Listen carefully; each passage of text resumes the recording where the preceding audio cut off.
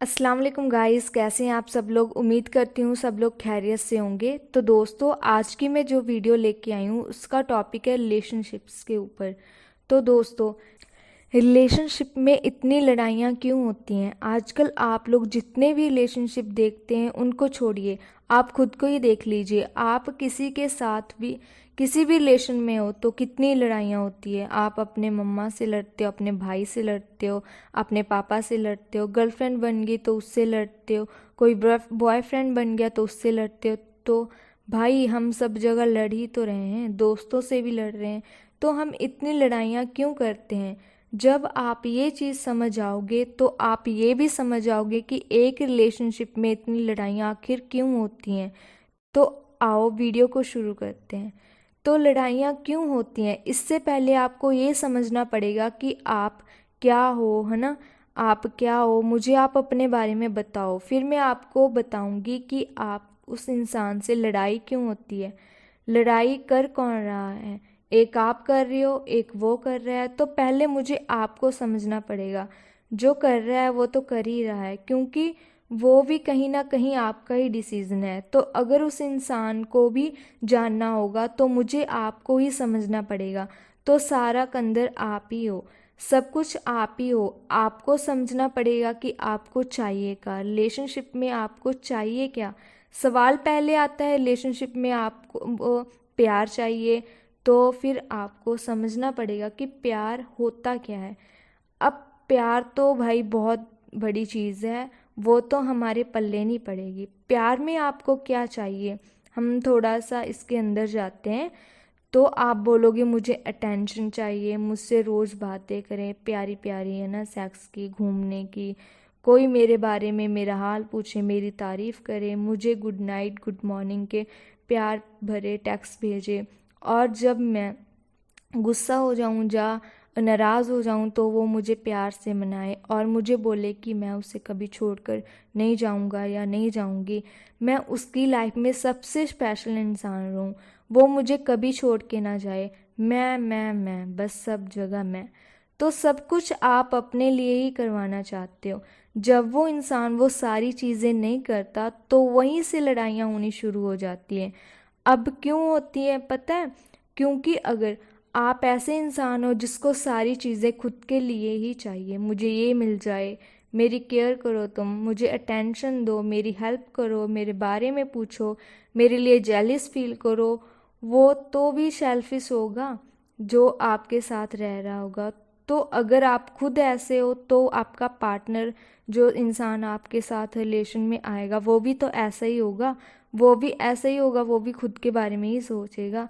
क्योंकि अगर आप उसके जैसे ना होते वो, तो कभी आपको वो पसंद ही ना आते। या वो आपके जैसा नहीं होता तो आपको वो इंसान कभी पसंद ही नहीं आता, है ना।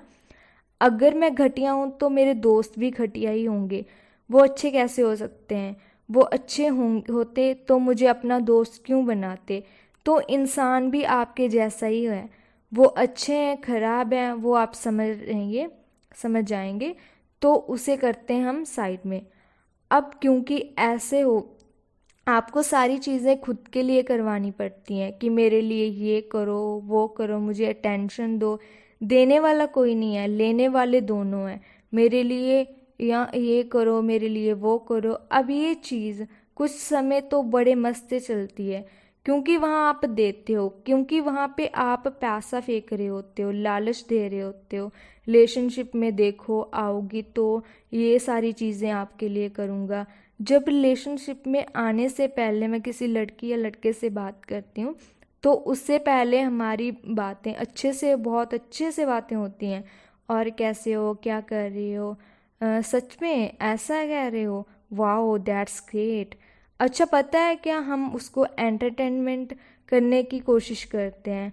हम नई नई चीज़ें बताते हैं, उसको हंसाते हैं, क्योंकि वो हंसेगी तभी तो फंसेगी।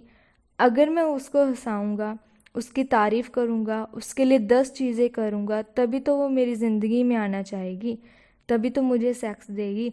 अब वो चीज़ें मैं करता हूँ, लेकिन जब रिलेशनशिप में आ जाती है तो सेक्स भी दे देती है, तो मैं वो चीज़ें करना धीरे धीरे छोड़ देता हूँ, क्योंकि मेरा मकसद तो पूरा हो जाता है ना। अब मैं वो चीज़ें उसके लिए नहीं कर रहा हूँ, तो प्रॉब्लम वहीं से शुरू हो जाती हैं कि मैं वो चीज़ उसको नहीं दे रहा हूँ, तो वो चीज़ सामने वाला भी मुझे नहीं देगा, क्योंकि हम दोनों का मकसद पूरा हो चुका है।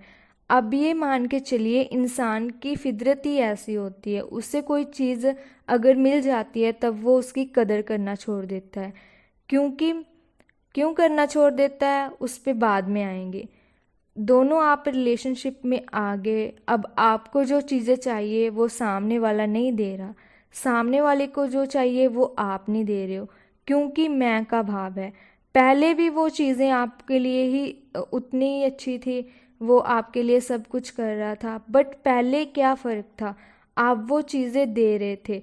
तो अगर आपको रिलेशनशिप अच्छे से चलाना है तो सबसे पहले डिस्कशन रखो, बातचीत करो कि प्रॉब्लम क्या है, और 99% चांसेस हैं कि आप प्रॉब्लम्स का सल्यूशन नहीं ला पाओगे, क्योंकि आपको यही नहीं पता कि प्रॉब्लम्स क्या हैं।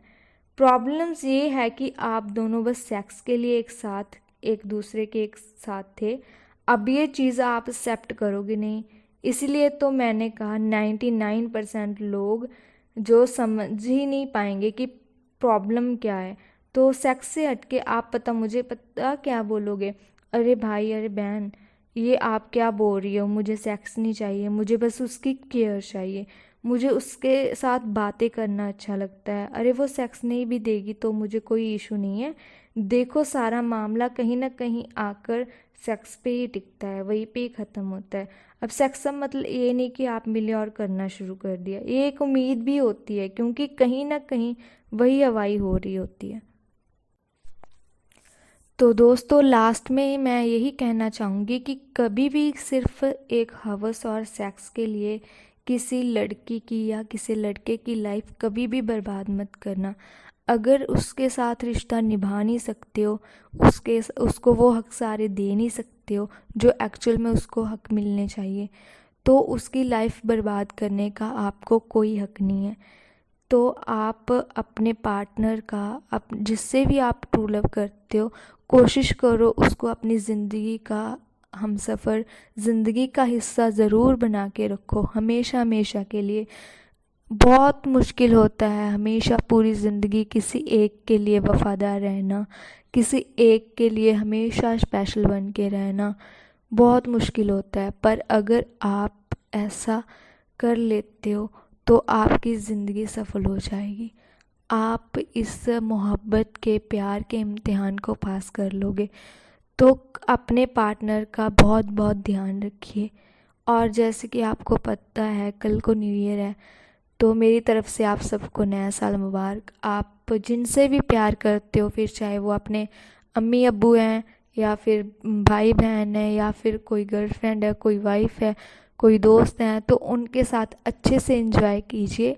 एक बार फिर से मेरी तरफ से आप सबको हैप्पी न्यू ईयर। अल्लाह हाफिज़।